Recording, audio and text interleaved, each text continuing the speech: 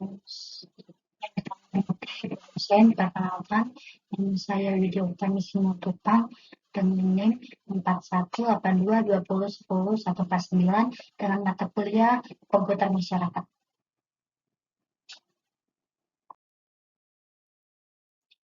Contoh studi kasus tentang hal kekayaan intelektual, baik kekayaan industri dan kekayaan teknologi informasi yang ada di dalam negeri.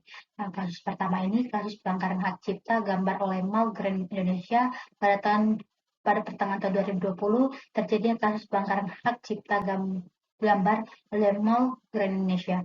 Ahli waris Hendrik Gantu menciptakan sketsa atau gambar menuntut Mall Grand Indonesia karena telah menggunakan gambar tersebut tanpa izin. Karena ini merupakan contoh pelanggaran uh, hak cipta industri. Yang kedua itu kasus Warkopi yang melanggar hak kekayaan intelektual Warkop DKI. Pada tahun 2021, grup lawak Warkopi yang dianggap mirip dengan grup kawakan Warkop Dono Kasino dan Indro Warkop DKI menjadi perbincangan publik di tahun 2021 silam. Warkop Warkop ini yang terdiri atas nama Alivin Dwi Krisnandi, Alfred Dimas Kusnandi, dan Supriyadi Caniago. Ini telah dianggap melanggar hak kekayaan intelektual yang dimiliki oleh Warkop DKI. Warkop DKI memiliki hak cipta merupakan moral dan serta hak ekonomis serta merek dagang. Direktur Jenderal Kekayaan Intelektual menyatakan bahwa Warkopi melanggar hak cipta yang dimiliki oleh Warkop DKI, namun permasalahan ini telah selesai secara damai dan kekeluargaan. Yang ketiga itu kasus pelanggaran hak cipta e-box yang dimediasi oleh Kemenhukam Jabar. Pada tahun 2003 terjadi kasus pelanggaran hak cipta e-box yang berhasil dimediasi oleh Kementerian Hukum atau HAM Jawa Barat. Mediasi ini dilakukan untuk menyelesaikan permasalahan pelanggaran hak cipta secara damai.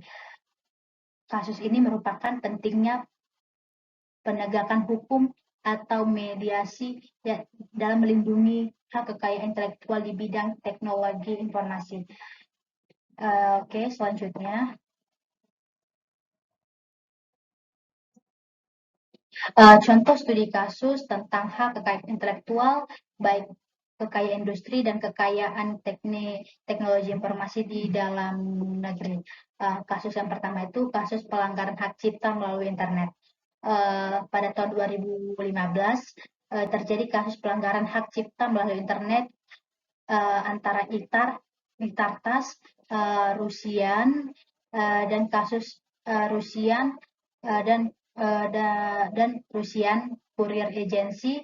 Kasus ini melibatkan 4 negara, yaitu negara Rusia, negara pelaku pelanggaran Amerika Serikat, orang yang hak ciptaannya dilanggar, Inggris tempat terjadinya pelanggaran, di Cina tempat penyebarluasan. Kasus ini menunjukkan kompleksitas atau perlindungan kekayaan intelektual di era digital yang pentingnya bekerjasama secara internasional dalam menangani pelanggaran hak cipta tersebut.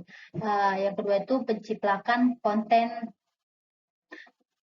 di internet. Menciptakan konten internet itu merupakan salah satu contoh pelanggaran hak kekayaan intelektual yang sering terjadi. Hal ini terjadi karena ada kemudahan distribusi informasi di internet atau di dunia maya. Pengguna internet dapat memudahkan mencipta dan menyalin konten milik orang lain, kemudian mengakui bahwa konten tersebut adalah milik dia sendiri. Pelanggaran hak kekayaan intelektual ini seperti sangat merugikan bagi pemilik konten yang tersebut, yang memang memiliki konten, yang membuat konten tersebut. Yang ketiga itu pembajakan software. Pembajakan software itu juga merupakan contoh pelanggaran hak kekayaan intelektual yang sering terjadi. Hal ini karena terjadi ketika seorang penyebar software tertentu di internet untuk bisa mendownload secara gratis. Pelanggaran hak kekayaan intelektual seperti sangat merugikan pemilik software tersebut. Oke. Apa sih yang dimaksud dengan plagiarisme? Plagiarisme adalah tindakan pengambilan karya ide orang lain yang mengklaim sebagai pemiliknya sendiri tanpa memberi pengakuan atau sumber referensi yang jelas. Plagiarisme dapat terjadi dalam berbagai bentuk seperti menyalin teks secara langsung, mengambil ide atau gagasan, atau menggunakan gambar atau grafik tanpa izin atau sumber referensi yang jelas. Bagaimana sih cara mencegah plagiarisme? Cara mencegah plagiarisme ini ada 3, membaca sumber yang digunakan. Ya, ini membaca sumber yang digunakan itu agar memastikan bahwa sumber itu dapat digunakan. Hal ini akan dapat membantu dari sumber yang tersebut agar memahami materi tulis atau menghindari plagiarisme. Selain itu, dengan membaca sumber lain digunakan, penulis dapat memastikan bahwa sumber tersebut dipercaya dapat diandalkan. Yang kedua itu sumber terpercaya. Pastikan bahwa pengguna sumber yang dipercaya dapat bertanggung jawab.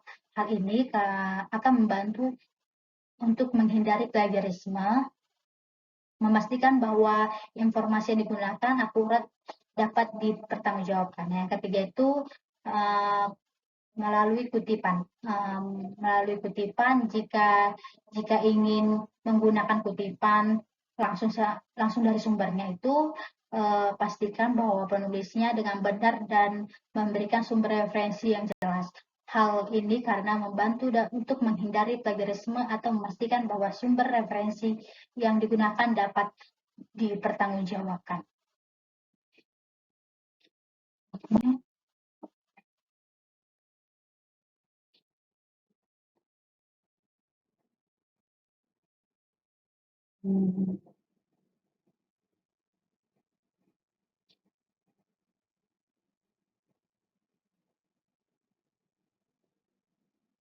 Yang kasus plagiarisme Agianto Abimanyu. Pada tahun 2014, Agianto Abimanyu, seorang dosen Fakultas Ekonomi Universitas Indonesia, melakukan plagiarisme dalam karya tertulisnya.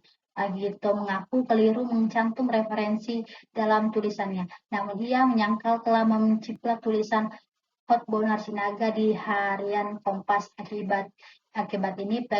Akibat itu plagiarisme ini, Agianto Abimanyu memutuskan untuk mundur dari jabat sebagai dosen.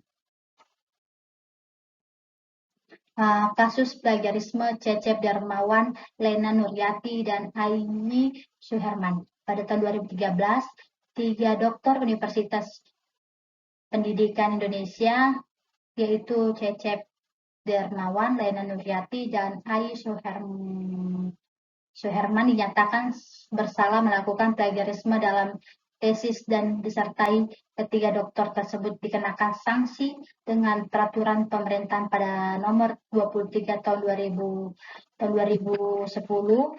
tentang kedisiplinan pegawai di negeri sipil dan peraturan Menteri Pendidikan Nasional nomor 17 pada tahun 2010 tentang pencegahan plagiat di perguruan tinggi.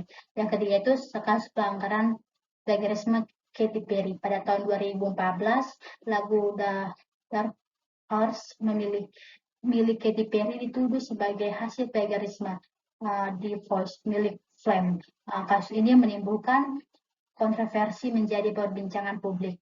Katy Perry atas tuduhan disebut plagiarisme tersebut.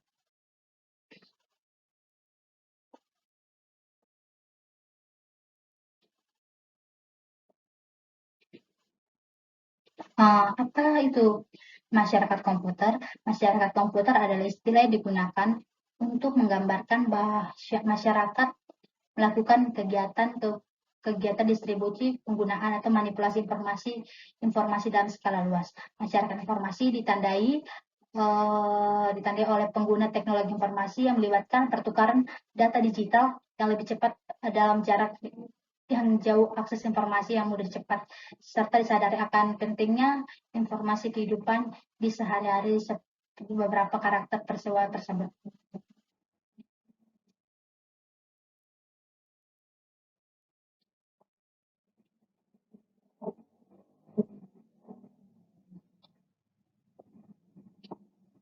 Analisis SWOT tentang diri saya, yaitu kekuatan atau strength. Saya mampu menganalisis struktur bahasa yang menggunakan pengguna. Saya bisa melihat contohnya itu kayak misalnya teman saya memiliki 3 kelompok, tiga dalam satu kelompok, tiga mahasiswa. Jadi teman saya dua ini kurang memahami pertanyaan dari teman saya, tapi saya gampang memahami menganalisa tentang pertanyaan tersebut. Yang kedua itu weakness atau kelemahan. Saya terkadang takut untuk memberi pendapat kepada teman ataupun dosen. Ya, itulah diri saya. Saya terlalu takut untuk memberikan pendapat saya kepada dosen, kepada teman saya, karena itu takut, wah, ini betul nggak ya? Apakah aku salah nggak ya sama temanku gini? Jadi aku takut untuk membungkamkan kata-kata.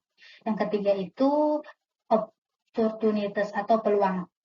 Saya bisa berkomunikasi dengan orang baru. Saya ini bukan gitu sih, tapi saya gampang untuk berbicara kepada orang atau berkomunikasi kepada orang yang baru saya kenal. Seperti itu, saya orangnya enggak, kalau pertama ya masih malu, tapi kalau misalnya udah kenal, udah ini, tapi udah kenal banget, semua bisa diceritain. Teman saya juga kayak gitu. Aduh, saya pikir bahwasannya saya nggak bakalan berteman sama dia, karena dulu pertama kali jumpa itu malu banget, tapi sampai sekarang ya terlalu nempel banget. Jadi yang traits atau ancaman, saya terlalu takut untuk terhadap berekspektasi terhadap orang di sekitar saya. Contohnya, saya takut orang tua saya berekspektasi, "Kamu nanti jadi ini ya, kamu tuh jadi ini ya," nanti kakak saya juga, "Nanti kamu, bakalan jadi ini ya," terus abang saya nanti, "Kamu jadi ini." Jadi saya takut bahwasanya aku bisa melakukan itu sendiri tanpa kalian menyuruh aku, itu membuat aku jadi takut melakukan suatu hal yang harusnya dia aku bisa lakukan. Jadi aku sujud, nanti kamu jadi ini. Jadi aku takut berekspektasi, dan aku takut berekspektasi bahwasan apa yang diinginkan semua orang itu di sekitarku, aku gagal. Jadi aku takut. Jadi aku kayak, gimana ya, bisa nggak ya gue. Jadi aku pikir sendiri itu sih. Itu tentang analisis SWOT tentang diri saya sendiri. Di sini ceritakanlah kegiatan pengabdian pada masyarakat yang telah kalian lakukan. Oke, di sini